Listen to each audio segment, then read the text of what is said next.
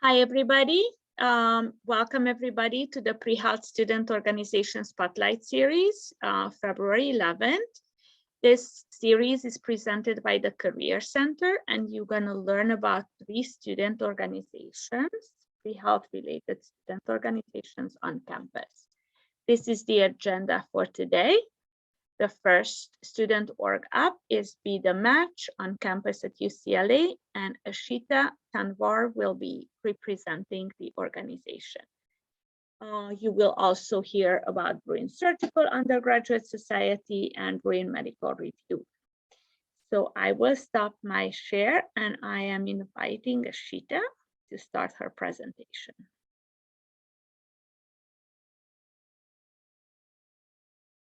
I'm going to give you access to share. There you go.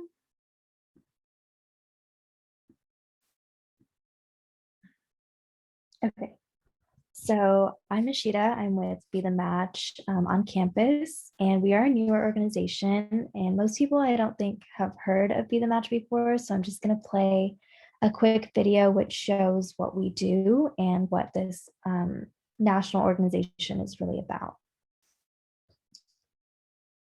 It will let me.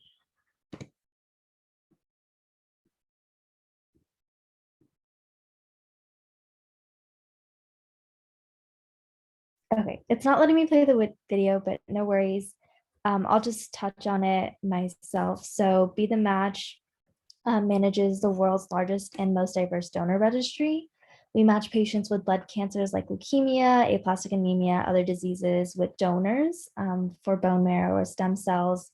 And those essentially can cure these diseases. I had a friend who was diagnosed with aplastic anemia, and actually she got a bone marrow transplant, and that ended up completely curing her disease. So this is like a really important way for people to give back and help patients in need. And the biggest issue that the registry faces is that there's not really that much diversity on it. So people who are more ethnically diverse have a hard time finding matches, and oftentimes there's only like one match on the registry. So it's really important for us to recruit people. And that's really what UCLA's chapter of Be the Match does.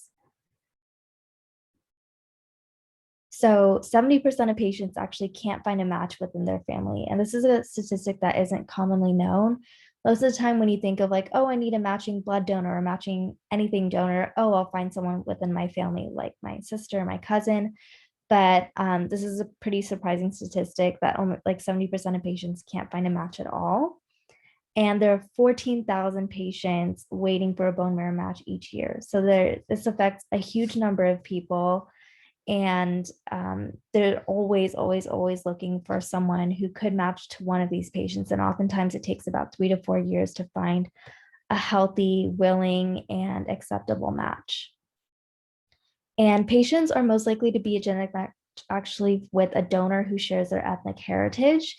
So this is why bringing this club to UCLA, where we have such a diverse and young population, is so important.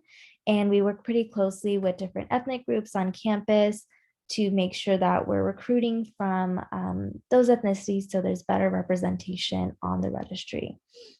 And this is just a glimpse at sort of what the percentages look like right now. About half the registry is white or Caucasian, and the rest of it is still diverse. But again, there's so much more to be done there, especially considering when the United States population is so diverse itself.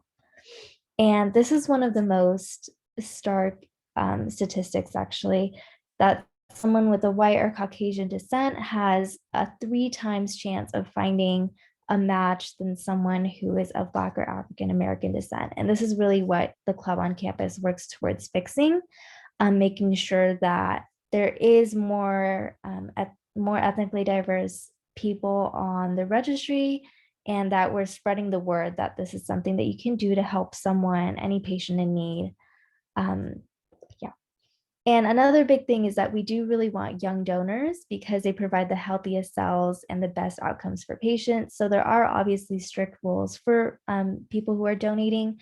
We want them to have healthy stem cells and be able to donate stem cells without any sort of health complications for themselves. And that's why, again, recruiting at UCLA makes so much sense, because we do have such a young, diverse population. And generally speaking, the guidelines are about like for people to join the registry, they have to be between 18 to 44 years old. So we're always looking for people within that range. We do a lot of like drive-throughs and like volunteering at like ethnic places, or even like, I don't know, churches, like anywhere we can find people who haven't already signed up for the registry. It's super easy. It literally only takes like 10 minutes. If you do want to register right now, let me know. You can get like a swab kit sent to your home and send it out.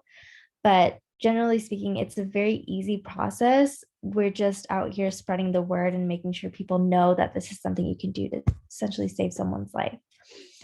And then there are two ways to donate. So say you are called off the registry to help to donate your stem cells to save someone. The chances of that itself within your lifetime is only about 1 out of 430. So there are already very slim chances that you will be called off the registry. But if you are, about 30% of the time, it's a bone marrow donation, which is a surgical outpatient procedure. They essentially just take marrow and stem cells from your pelvic bone, and you're like in and out the same day.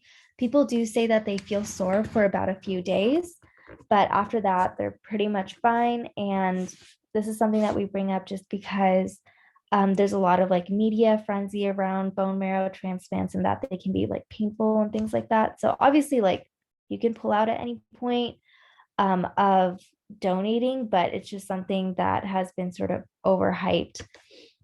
And it again just saves someone's life at the end of the day. And then 70% of the time, it's just a blood donation where you take some medications for about 5 days before to increase the number of stem cells.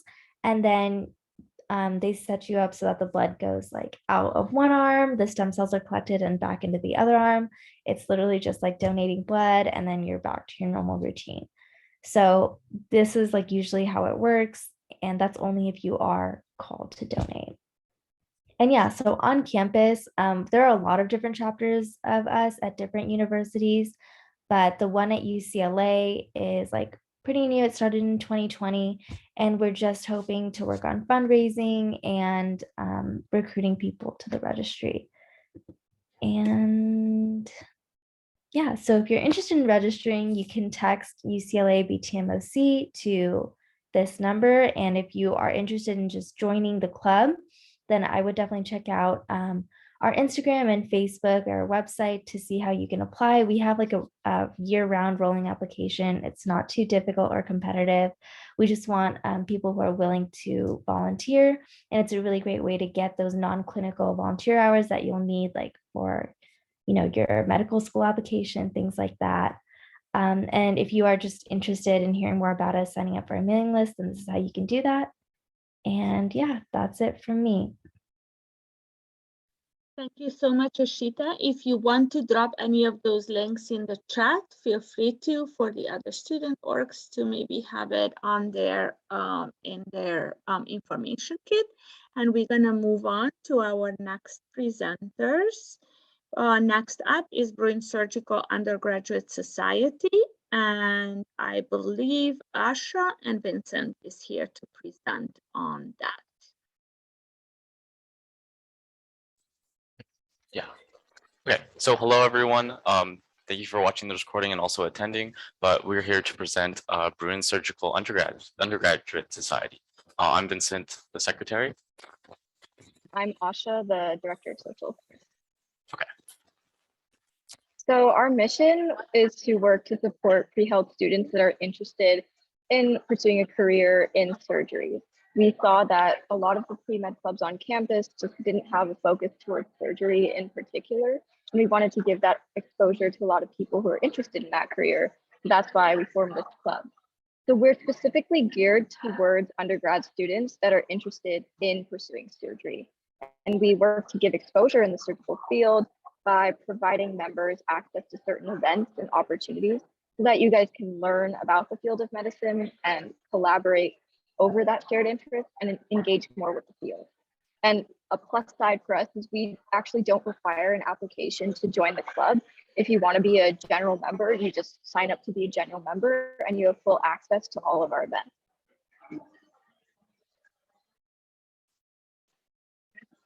So we also have a commitment to diversity, equity, and inclusion. We're an inclusive student organization, and we embrace all racial, ethnic, cultural, and experiential diversity. And we want to foster interest in surgery and provide these opportunities for all UCLA students, regardless of background. So we share scholarships and research and clinical opportunities that have equity, diversity, and inclusion commitments. And for historically underrepresented minority groups, differently able individuals, and those from other disadvantaged backgrounds. Thank you, Asha. And so building off of what our mission statement is and what we really offer as a club are multiple events geared around educating the UCLA campus about the surgical specialty. And so these are just a list of a few events that we've had so far, and there are certainly more programs and events that we want to implement in the following quarters. So going through it, we have speaker events that include surgeons, non-surgical physicians, residents, and even medical students. And even local clinicians, say from Cedars-Sinai, who come down and really expand on their journey to medicine, but also build off of what it says here, the case study analysis, where we really break down a certain case that they want to focus on. And they're also very lovely people who are willing to really share their thoughts on what the day-to-day life is as a surgeon. And so this is really helpful for anyone interested in the surgical specialty or just in general of the pre-health track. We also have more practical workshops or events called the surgical skills workshops, in which we can practice knot tying, suturing, and more practical hands-on activities to really break the norm of, say, speaker events and social and networking events that we also hold within the club. And so, yeah, with building off the social and networking events, you'll have the opportunity to really talk again with surgeons, non-surgical physicians, and really medical experts working within the Geffen School of Medicine, but also around the LA area that are really well versed in their area of expertise. And so it's a great opportunity to really pick the brains of some of the greatest minds in LA.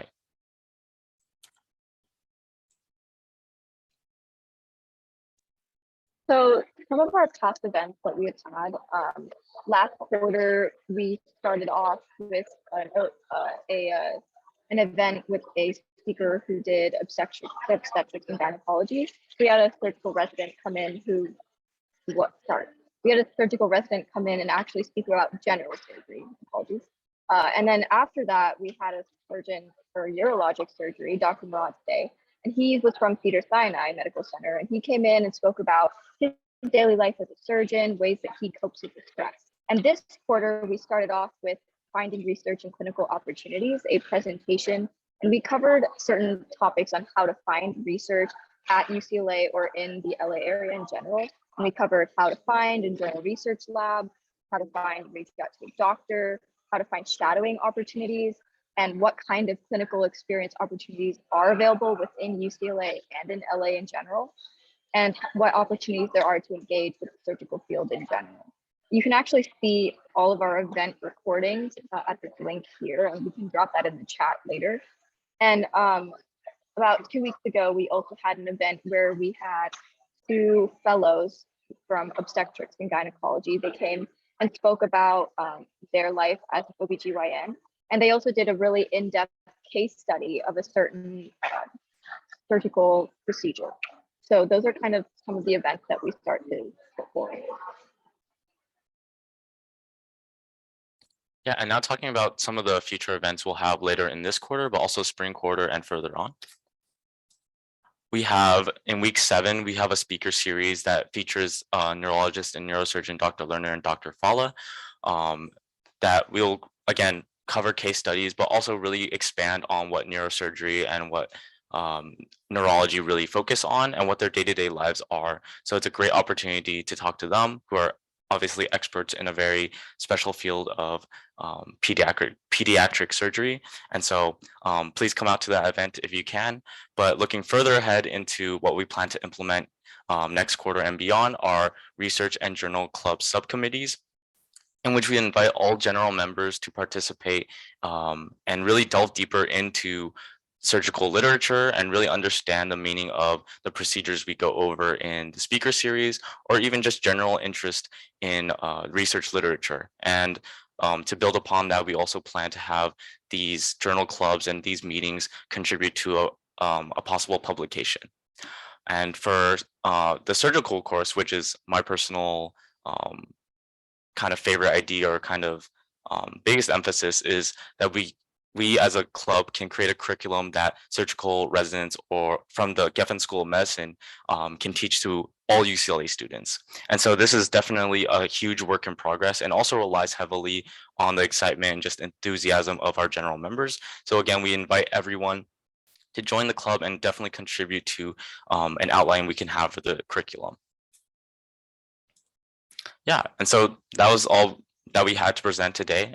Thank you for listening to our presentation, but feel free to join our Instagram, our group me, of course, to get the latest updates on our meetings, and email us at bruinsurgery@gmail.com for any questions, concerns you may have about the club.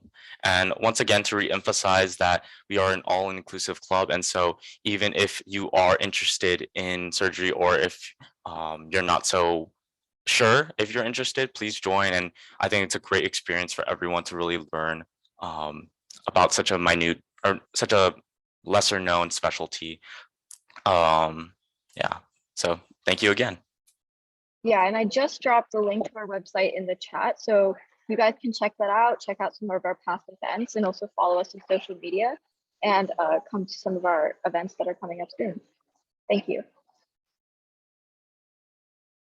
Thank you so much for the presentation. And next up is Ishan, who will be representing Bruin Medical Review.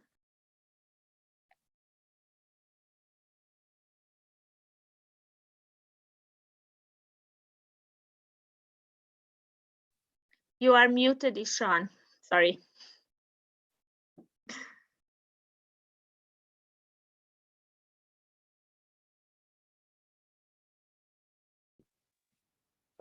Can you see the screen? Sorry about that. Yes, and we can hear you now. Thank you. Perfect. So hi everyone, we're a Bruin Medical Review. So this is just a quick overview of what we'll go through, our purpose, our process, and then the next steps to becoming a member. So first, our purpose. So basically, we're an undergraduate student-run news magazine. We strive to promote health and medical literacy and bridge the gap between science and the public. We do this by publishing multiple like different types of content on our website. Our website I'll drop in the chat towards the end of the presentation. So our process is we're trying to create a network of medical professionals. So we provide a team environment for students interested in health professions, and basically you write articles, infographics, podcasts, whatever you're really interested in and on topics that you're interested in yourself, and you get to publish them on our website, which will then show up for multiple people's Google results and such for just improving health literacy around our community.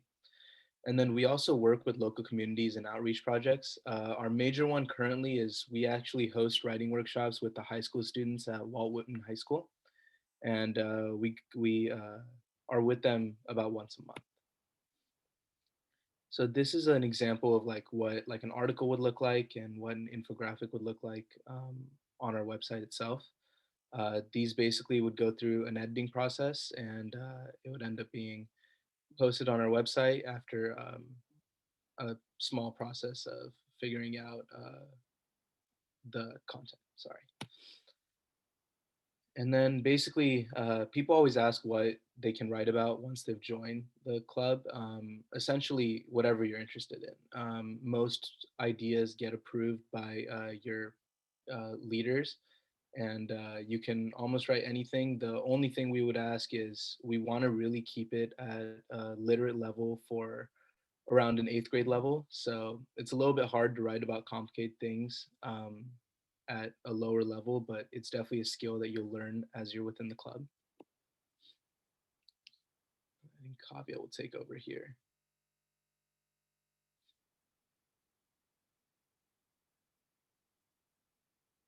sorry about that. I think for some reason she's on as an attendee and not as a panelist, so I'll just continue. So Do you basically, need Kaiva? Give yeah, me a Kavya. minute. Yeah, hold on.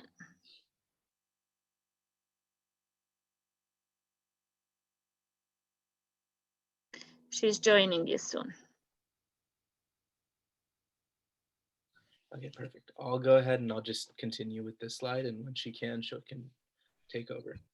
So essentially, this is the process to getting a publication out. So first, you approve your topic from your specific group's leader, and then you write your first draft, which then goes to your group leader, who will edit it, and then he or she would tell you to rewrite the portions that need to be rewritten or edit whatever needs to be edited. And then we have our editor-in-chief, that's also the founder of our club. So she'll go ahead and look at it herself and send it back for any other edits and rewrites that she feels necessary. And then it'll go to our copy editing team. They're basically our fact checkers. So they'll go ahead and go back through your interviews and through content that you've looked at online and make sure that everything is valid and up to date, just so we don't put out any false information. And then it would then get published by our website by our editor-in-chief. All right, hi everyone. So every single member of our organization is placed into a cohort. We have different types of cohorts. We have writing cohorts, infographic cohorts, and multimedia. And for now, you'll just be placed into a cohort based on whatever your interests are. And each cohort is led by an editor. And this editor will help you travel through the publication process that Ishan just talked about. And your initial quarter is called the training quarter. And during this training quarter, the editor will literally hold your hand through every single step, just as much help as you need. So if you are worried about writing for the first time or creating infographics for the first time, you have nothing to worry about. Our editors will give you all the support, and honestly more support than you really will need. So after that, editors will start to trust you to kind of make your own decisions and pace yourself through your quarter. But of course, your leaders are always there to help you. One of the main things that the editors do outside of actually editing your work is that they approve your topic ideas, and they help you choose a topic idea that is fit for BMR. For example, they'll make sure that the topic idea is objective, that it has enough research, that it's relevant to the current state. And in addition to all of this, each cohort actually works together on a community outreach project over multiple quarters. So one project that we've already done is that we've created writing workshops at local high schools. I know Ishan mentioned the Walt Whitman High School earlier. And these community outreach projects can be very different, can be anything. But the nice part about it is that every single member works together and all of their ideas are put forth together to make this project as a team. So for the member requirements, during your training quarter, there's a minimum of 1 contribution. So if you're a writer, this would be 1 article. If you're a graphic, it would be a standalone graphic. And obviously we don't stop you from doing more. However, we don't really expect more than that. And also because we're now back in person, our following quarters member requirements continue to be 1 contribution per quarter. But in the following quarters, a lot of our members will choose to do 2. During back when everything was online, we actually required 2 contributions per quarter. So it's definitely possible. But we do understand that now that things are in person, it's just a little bit harder. So yeah, we require 1 contribution per quarter. And outside of your actual contributions, we were also required to go to both general meetings and cohort meetings. General meetings will be every other week, while cohort meetings will be every week. And for the most part, both of these meetings will be in person as long as UCLA is in person. All right, so the next steps to joining our organization is to pretty much wait until our next application cycle, which is in spring of 2022.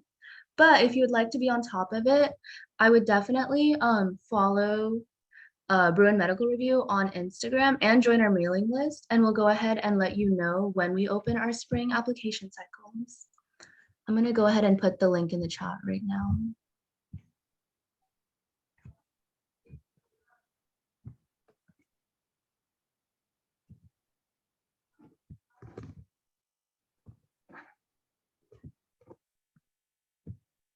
Oh, sorry, let me send it to everyone. Okay, perfect. So now everyone should have that link. So please, please, please join our mailing list if you would like to get more information.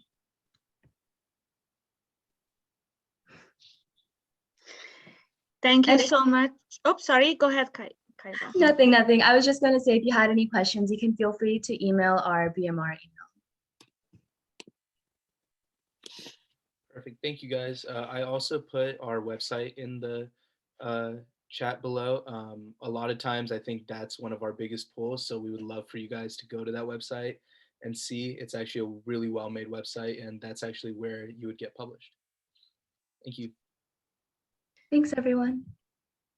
Thank you so much for all the presentations. Everything that you have shared was recorded and will be accessible through the UCLA Career Center's YouTube channel. I'm going to stop the recording.